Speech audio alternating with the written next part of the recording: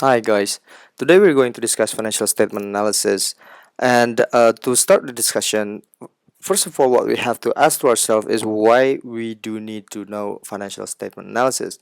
Now, there are a lot of reasons, but let's just assume that you're here working in a bank, you're working as an analyst, and the bank basically asks you on a daily basis to look at the share price of these company, for example, look at their profitability, look at their liquidity, look at their solvency ratio, and so on and so forth. Forget about those sophisticated terms. What these boss actually want you to do is answer this question: should we buy the shares of the company, or if there's company who asks for loans, should we give them the loans? So this is basically the questions that need to be answered when they're talking about liquidity, solvency, and so on and so forth. How you can do that? There are a lot of ways to do that, but one of them is you look at the financial statements and you make some sort of analysis based on the financial statement. Now, financial statement analysis is basically a small part of business analysis. So, if your company probably wants to invest in one other company, you conduct business analysis. If you're working in the bank and the bank wants to give loan to a certain company, you conduct business analysis. So business analysis itself is divided into several, terms with several specific goals. Some people say it's a credit worthiness analysis when a bank do business analysis towards a company. That's called credit worthiness. Um, when there's a other company who wants to invest in other companies' shares, it called equity valuations. But basically, this what is similar is these two business analysis. Both of them use financial statements as their main source. Why do they choose to use financial statements? Is because financial statements reduce uncertainty and increase confidence in making business decisions. Now we look at the steps in analyzing financial statement.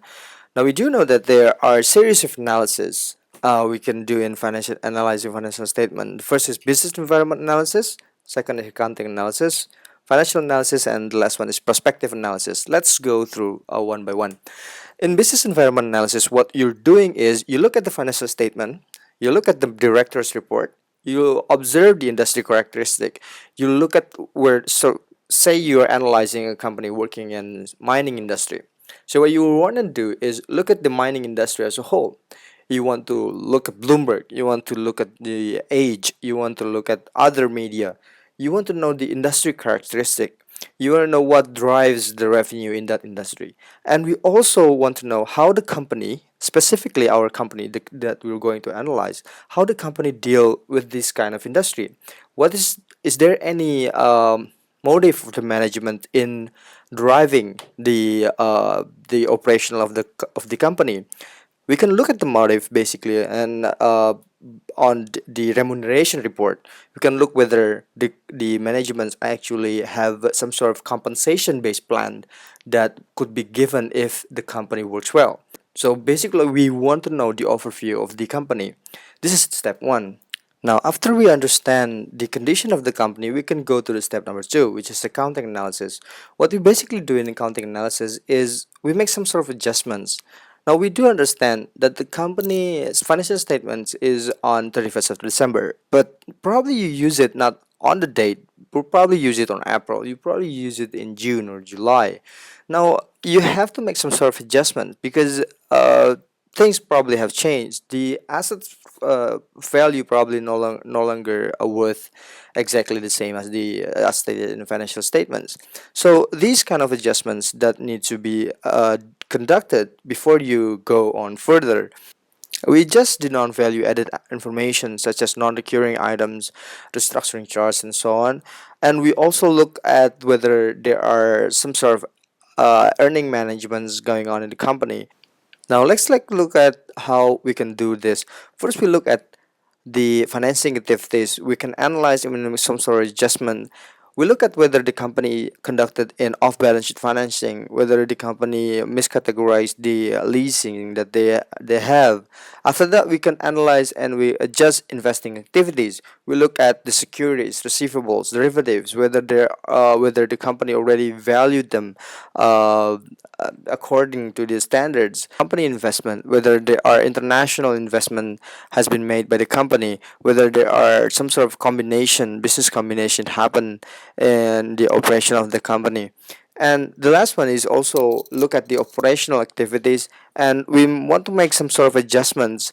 We evaluate the accrual principles in their income statements. We want to know whether the incomes generated by the company is strong enough. We also want to evaluate the cash flow probably and the revenue or expense recognitions.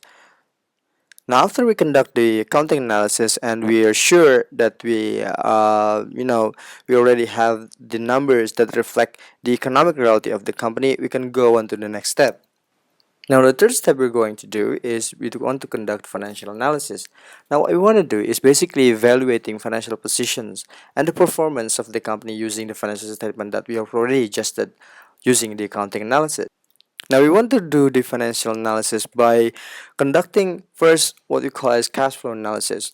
We do this basically by evaluate the source and the use of the cash. We want to know the policy of the company and make use of the most valuable asset that the company probably has, which is the cash itself. Now, if the company is able to generate positive returns, positive cash flow through its operating activities, it's probably a good sign. Now, we also want to look on the invested capital ratio and the profitability analysis. We can do this by evaluating the return on investments divided by the assets that they have. Now, basically, we have to do this, and but not only stop in here at this point, but we also need to continue by comparing with the standard of the industry. Now, you also want to look at the risk of the company. We want not to be specific. We're looking at the financial risk of the company. We evaluate the riskiness and the credit worthiness of the company by using the financial risk analysis. We basically look at whether the company able to generate cash flow, enough cash flow to cover the interest expense, the payables, the liabilities that occurs in the current period. We'll look at the ratio. We look at the capital structure of the company.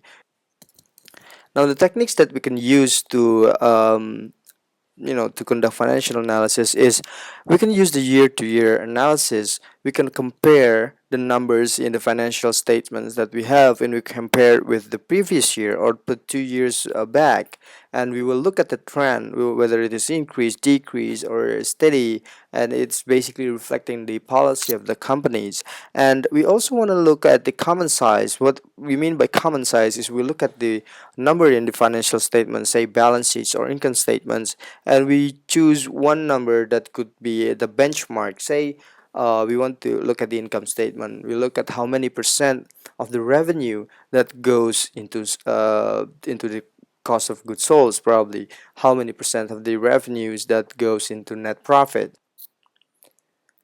Now, after you do the financial analysis, we can go one step further, which is conducting the prospective analysis. Now, this is one of the most important part, especially when you want to do the equity valuation. We look at the NPV of one company, and we basically look at the value of its equity or and its debt.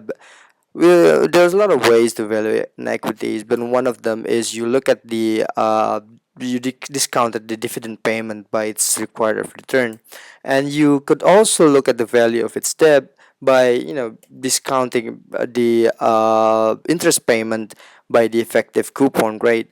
Now, basically what we are going to do in prospective analysis after we know the value is we actually make some sort of forecasting the stream of the earning in the futures. Now, you by doing prospective analysis, you will understand the value of the company, and you could make a better decisions in whether you should give them credits or you want to buy the shares. So basically that's all for the financial statement analysis. Thank you for listening. What we need to bear in mind is that when we're doing financial statement analysis, we have to make sure we don't really step out of the line. So we have to know on what frame that we're going to do this statement analysis, whether we want to give a company a loan or we want to buy shares in the company, because probably the result is the same, but you might want to focus on different elements of the financial statement.